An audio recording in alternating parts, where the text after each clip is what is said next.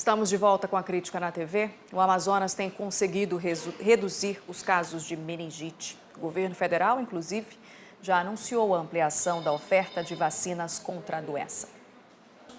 O filho de Cleia tem 25 anos. Com 12, ele foi diagnosticado com meningite. Na época, foi difícil descobrir a doença. As 3 vezes que nós chegamos lá, eles sempre diziam que era uma coisa. Já vieram descobrir mesmo lá no Hospital da Criança, da Codajás. E lá os médicos, só de ver a situação dele, de perda de memória, eles já acharam que não tinha nada normal, que uma apendicite não ocasionava isso.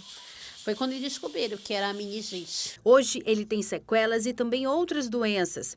O jovem não anda mais e depende totalmente da mãe. Meu filho hoje é uma criança de 25 anos, totalmente debilitada, totalmente dependente de nós para tudo, entendeu? Uma criança que era totalmente sadia.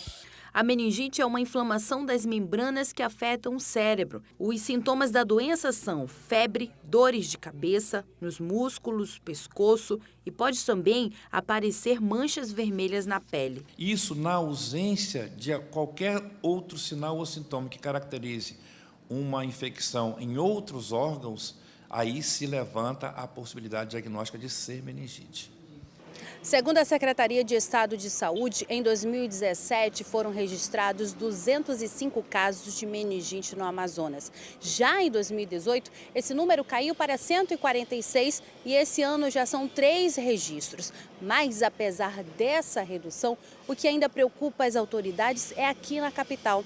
Isso porque durante todo esse período, desde 2017 até agora, são 270 diagnósticos da doença só em Manaus. Apesar da diminuição, aumentou o número de mortes. Em 2017 foram 7 vítimas e em 2018, 12 pessoas morreram. A população tem que ficar atenta para levar seus filhos, seus netos, seus avós, seus pais, para tomar as vacinas. A única coisa que está precisando é uma adesão da população, que isso está ficando aquém.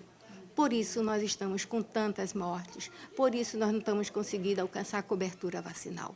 Em 2018, só na Fundação de Medicina Tropical foram 90 casos de meningite. Grande parte dos registros é provocada por vírus ou bactéria, mas pode ser transmitida também por fungos. Na rede estadual de saúde, a vacina disponível contra a doença é a meningo C. Estão no grupo de risco as crianças e adolescentes. Ela toma 2 doses quando menores de 1 ano, aos 3 meses e aos 5 meses. E um reforço com 12 meses. Mas também essa vacina é oferecida para os nossos adolescentes, aquelas crianças que estão na faixa etária para tomar o HPV. Para combater a doença, neste mês, o governo federal anunciou que será ampliada a oferta das vacinas contra meningite pneumocócica e pneumonia para crianças acima de 5 anos.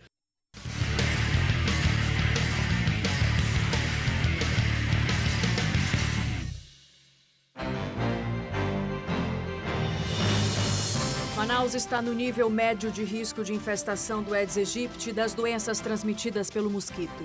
Esse é o resultado do primeiro diagnóstico do ano feito pela Secretaria de Saúde do município, que apontou ainda uma redução no índice de infestação em relação ao mesmo período do ano passado. Mais de 9 toneladas de pescado ilegal foram apreendidas nos meses de janeiro e fevereiro deste ano. De acordo com o Batalhão Ambiental da Polícia Militar, isso representa 4 vezes mais que o volume apreendido em todo o ano passado. E as polícias civil e militar estão promovendo vários serviços às mulheres esta semana. Ontem foi no Centro de Convenções Vasco Vasques e a partir de hoje até sexta-feira vai ser na Delegacia Especializada em Crimes contra a Mulher, no Conjunto Eldorado, bairro Parque 10, em Manaus.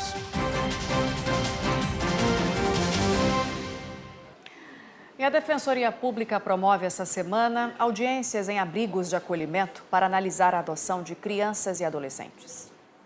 As audiências concentradas acontecem a cada 3 meses em todos os abrigos da cidade. Aqui, o Poder Judiciário analisa a situação das famílias e das crianças que são acolhidas por essas instituições. O objetivo é ajudar a acelerar as medidas de acolhimento. analisar o plano individual de atendimento dessas crianças, né? Verificar se as famílias reúnem condições para receber essas crianças de volta. Nessa quarta-feira, o trabalho foi realizado no abrigo Moacir Alves, na zona centro-oeste da cidade. Aqui, por exemplo, moram mais de 60 pessoas, todas com algum tipo de deficiência. Segundo a diretora do abrigo, a principal dificuldade é na hora da adoção. Adotar uma criança com esse grau de dificuldade, o pai tem que conhecer sobre a deficiência, tem que ter muito amor, tem que ter recurso financeiro, que demanda também, né? A própria deficiência da criança demanda tudo isso. Então, só 5 dessas 62 que moram aqui têm família. O projeto Jornada de Audiências é dividido em 2 etapas. Essa é a segunda, quando são realizadas as audiências com os pais, familiares ou responsáveis e também são feitas entrevistas com as crianças e os adolescentes.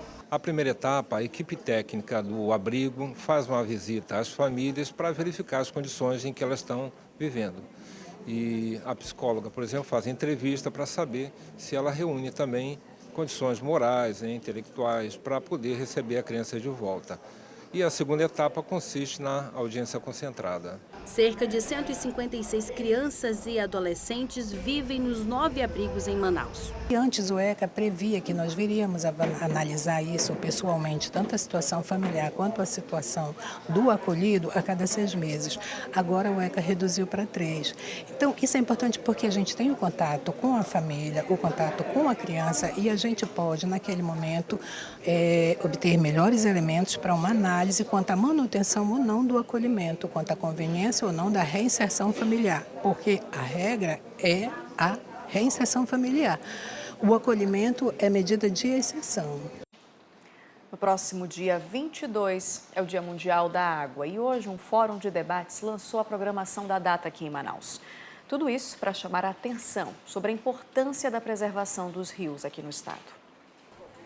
É difícil encontrar um igarapé realmente limpo dentro da área urbana de Manaus. Isso, este ambientalista viu de perto enquanto preparava essa exposição de fotos. O conjunto de imagens retrata um pouco da realidade das águas em Manaus e em alguns municípios do interior. E, segundo ele, a vida existe, mas apenas nas nascentes dos rios. Depois, nos quilômetros dos igarapés da cidade de Manaus, basicamente é tudo cenário de degradação ambiental.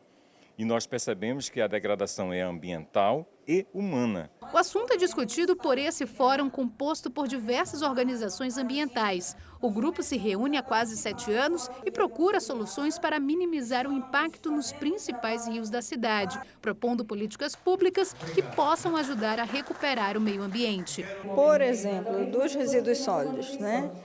Então, a gente não pode só catar lixo, a gente tem que prevenir que esse lixo não vá parar nos igarapés. Esse é um dos papéis que a política pública tem que fazer o seu papel. Esta professora da Universidade do Estado do Amazonas acredita que entre as medidas a serem adotadas está a melhora na coleta de lixo. Segundo ela, o serviço não é oferecido na maior parte da cidade. Do total da coleta de lixo feita pela CEMUSP, apenas 1,9% gera coleta seletiva. Então, essa coleta seletiva ela precisa também ser ampliada para que a gente possa minimizar esse descarte desses resíduos nos recursos hídricos. Outro problema também levantado na conversa é a falta de saneamento básico em grande parte da capital. Salatiel mora no Jorge Teixeira e diz que, apesar de pagar caro pelo serviço, o bairro não tem tratamento de água. A periferia que mais precisa, que depende do saneamento básico mesmo, não tem esse tratamento, né? Então, fica difícil. A temática vai ser discutida na semana em que se comemora o Dia da Água, no dia 22 de março. Muitas e muitas pessoas não têm acesso à água potável. Muitas causas de doença ainda é o problema com a água. A água é um dom sagrado, como Deus nos dá a terra, que é a mãe, que é a irmã, a água também é a nossa irmã. É um elemento que deveria estar à disposição a toda a humanidade. E ainda falando sobre o meio ambiente, a gente sabe que Manaus é uma das poucas cidades no mundo onde é possível ainda observar jacarés na área urbana. Mas apesar de visualmente parecerem saudáveis e bem alimentados, os animais têm sofrido, e muito, com o crescimento desordenado da capital e principalmente com o lixo nos igarapés. De todos os animais silvestres que viveram nos igarapés de Manaus, o jacaré é o que ainda resta. Muitas vezes eles assustam a população quando aparecem no período chuvoso. O pesquisador Rony Silveira é professor da área de Ciências Biológicas da UFAM e trabalha com estudos sobre os jacarés há mais de 30 anos. Segundo ele, a saúde dos animais está em risco. Essa é uma pesquisa que foi desenvolvida em parceria INPA e UFAM, e onde era um mestrado e onde a mestranda descobriu que os animais urbanos, né, o jacaretinga em situação urbana em Manaus, quando o genoma dele, quer dizer, quando a parte genética dele foi comparado com aquela genética dos animais da natureza, já se notou uma diferença, que está ocorrendo mudanças, tá? Então, o que isso representa que é um indicativo de que as coisas não estão indo bem, que o nosso meio ambiente não está saudável. A fase da pesquisa agora estuda a alimentação do animal. 300 criaturas já foram analisadas. Há 30 anos atrás, era comum ver apenas jacaré dessa espécie aqui, que é o jacaré-coroa, na área urbana de Manaus.